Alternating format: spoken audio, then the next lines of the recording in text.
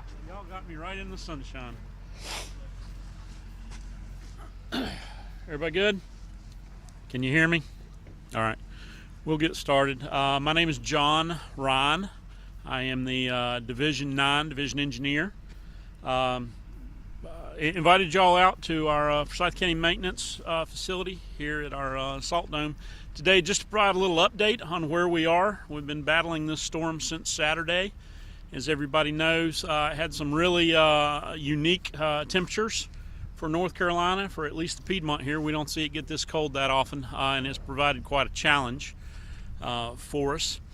But like I said, since Saturday, our crews have been out working. We've been working in shifts, so we've had folks working basically 24 hours since it started. We're making good progress, we think, but we've still got a ways to go. I'll introduce Mark Crook, our Division Maintenance Engineer, to you, and he can give you some details on where we are in our progress and where we're headed. Morning, everybody. My name is Mark Crook. I'm the Division 9. Okay. Mark Crook, M-A-R-K-C-R-O-O-K. I'm the Division 9 Maintenance Engineer for NCDOT. As John alluded, I think we have made good progress on our primaries and interstate routes. There are still some stubborn spots out there that have laid in the shade the last couple of days, and we are working on those this morning. But the majority of our forces are out on secondary roads. We were on secondaries yesterday, and we'll continue to work on those, eventually getting to residential streets, but maybe not, depending on what comes as additional snow this weekend. But we are working on secondaries. Probably have not made it into anybody's subdivision yet, but we are working toward that end. Like John said, our crews have been working shifts. We've maintained a minimal crew overnight to respond to emergencies. And with it being so cold, they just wouldn't make good progress anyway. So the majority of our state forces and contractors have been working on day shift. Wait until the sun comes out and it warms up a little bit, and working until sunset, until conditions deteriorate again. Y'all have any specific questions? Or, I mean, that's kind of where we are. Don't know what other information we can provide. Well, in particular, we saw some issues on roads in those areas, and there were folks who were contacting us just talking about how treacherous it was driving in those areas. We were wondering what were the issues faced in getting Yadkinville and Robin Hood roads cleared. Well, again, DOT's long-standing snow and ice policies, we work interstate and primary routes first. Those are important for regional purposes beyond just local streets, and we are just now moving out onto those secondary streets. Hadn't got to residential areas yet, but we are working secondaries yesterday a little bit, and certainly today. The roads you mentioned are both secondary roads, and off the top of my head, I'm not sure. Part of Robin Hood is ours, part of that belongs to the city of Winston. So depending on the callers, where they were looking at it, it would have either been us or the city. And would that be the difference between Robin Hood and Ronalda? Because is Ronalda considered like a highway? Because as you get past the city limits, it's Highway 67? Yeah. Because Ronalda was much clearer than Robin Hood. Ronalda, Silas Creek is NC 67, and that is one of our primary routes, whereas Robin Hood is not. Whether it's on our system or the cities, it's considered a secondary. So, and I know you kind of alluded to it, but I guess just the extreme cold temperatures is what caused the challenges for you guys? Every storm is different. The challenge on this one has been, I think the majority of the precipitation was sleet. That sleet, after a day of sunshine, just really packed down, and it's just hard packed ice pretty much everywhere. And the single digit temperatures overnight certainly didn't help. We can't effectively get ice off the road when it's teens and below. This weekend they're calling for snow in our area. What if anything have you started to do to get ready for what we may get this weekend? First thing we're doing is we are resupplying salt. We're working on getting salt back in all 5 of our counties. We will also fall back and pre-treat all the interstate and primary routes Friday in anticipation of additional snow Friday night, Saturday. What would you say are the current conditions on I-40 and, oh gosh, what's the other one? 421? Our interstate and primary routes, the major highways, 421, Salem Parkway, I-40, are, I think, very clear. There are still, I think, some stubborn spots, especially in the shade, especially at the on-ramps and off-ramps where water has melted and run across the pavement and refroze overnight. But the traffic is moving well on those corridors. Are there plans to address those ramps? Because even driving here, like, I've noticed some slippery spots. Yeah, we are out working those spots today. It's important for you guys to take advantage of when the temperature does get a little bit above freezing in the sun, trying to get as much done as you possibly can. The sunshine is more important than anything we can do, really.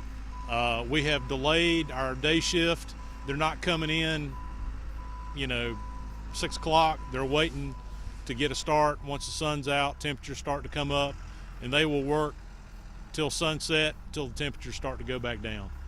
But it is the last couple days have been a very narrow window for us to really make headway. What do crews look like in terms of numbers, in terms of, like, how many personnel do you have working these shifts?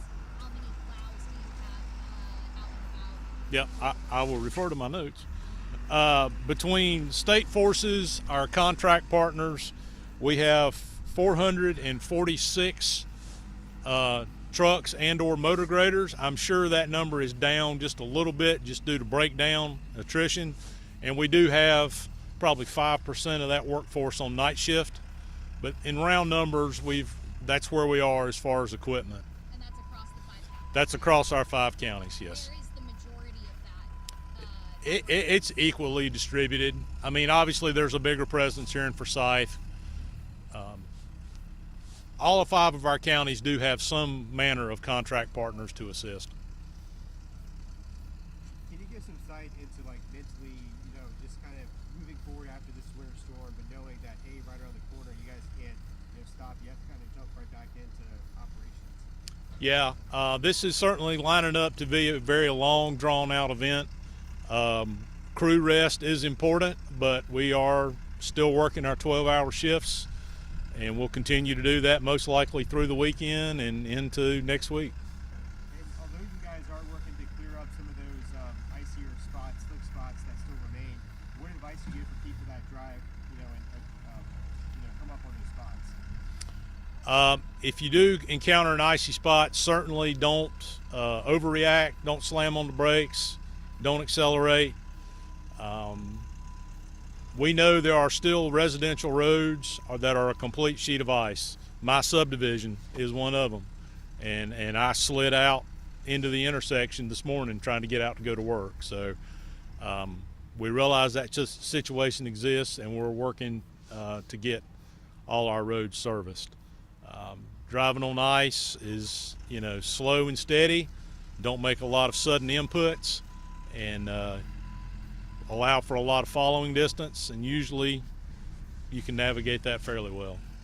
Some of these icy, stubborn areas that you have mentioned, how are they getting cleared? And you also had mentioned that, you guys have been working on them for 2 days. Is there a timeline on when you guys are expecting to be cleared? I hope we will have our interstates and primaries completely ice-free today.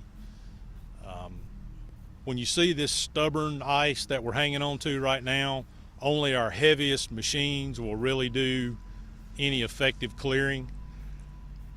We are treating those stubborn spots with brine again today just to get some salt on them so we can accelerate a little melting. And those include the secondaries and the residential as well? No, ma'am. I'm just talking about our primary routes. We are still chasing some stubborn spots on those routes. When do you expect the secondaries to be cleared? I would hope by the end of the week, but again, that has a lot to do with conditions. If it does start clouding over again for a storm coming in this weekend, that'll certainly hamper our progress. Is there a difference in the amount of resources available to Division 9 as opposed to, say, whatever division covers Guilford County? We both have, appropriate DOT staff. I think both divisions have contract partners. I don't have any of their numbers, but all of the divisions are in a similar shape as far as state forces, and most everybody has contract partners that we work with as well. What would you say to the people who live in these 5 counties here in Division 9 who maybe are feeling a little bit frustrated about not being able to get out of their house, or just frustrated in general about seeing ice on the roads? We ask for everyone's continued patience. We are working full speed ahead to get these roads cleared. We have been really hampered by the conditions after the storm. The cold weather in particular has really slowed our progress on clearing this event. Just a quick follow-up question on, the workforce being equally distributed but a little bit of a bigger presence in Forsyth County. Is that because Forsyth County is seeing more trouble areas, or is that the size of the county? What would It's our staffing is proportionate to both urban versus rural and the mileage within the respective territory. So for state employees, we have more employees in Forsyth County than we do in some of the others. And just availability of contractors, there's a lot more contractors in the urban areas. So we have a few more contract resources here than we have in some of the more rural counties. Are there any situations where y'all would be able to step in and help city crews tackle any of those streets? We do not have a mutual aid agreement with the city. Typically, we work our system, they work theirs. I have no knowledge of their city forces versus what contracting they've done. We would have to be 100% clear before we would even reach out to them about working on their system. When you think about these past couple of days with this rare storm that came through, is there anything that has stood out to you when you think about other storms that have taken place in this area over the past couple of years? It's certainly been several years since we've had a storm of this magnitude. Early on they were calling for 15 inches of snow. That kind of changed over to sleet, freezing rain. Thankfully, we didn't see the freezing rain that they were calling for, but the sleet very quickly went from drivable to a sheet of ice, both from temperatures and people out driving on it. It is really packed down, and again, the cold temperatures after the storm have really been, I think, what slowed us down on this one. Monday night, 8 degrees, and we don't see typically prolonged cold nights after an event.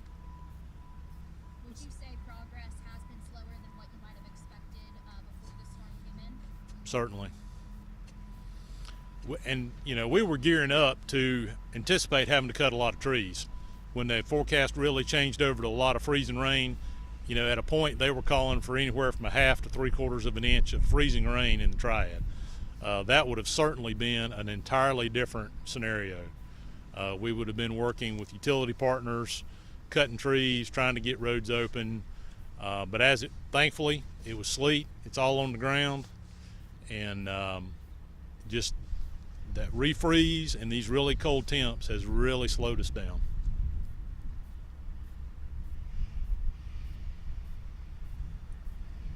Thank you, We're Mark. good. Going once. All right. Thank you.